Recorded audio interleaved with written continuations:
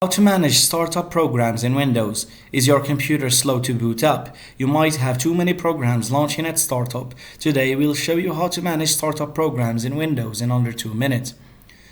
Fewer programs at startup means a faster boot time and better overall performance.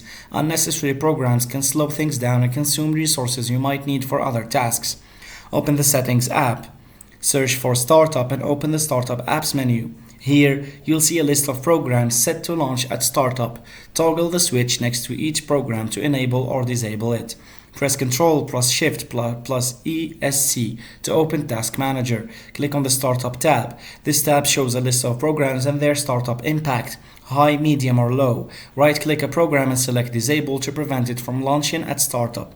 Some programs like antivirus software might be essential to have at startup.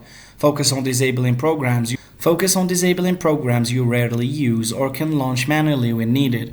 By managing startup programs, you can give your computer a much needed performance boost. Thanks for watching, and don't forget to like and subscribe for more Windows optimization tips.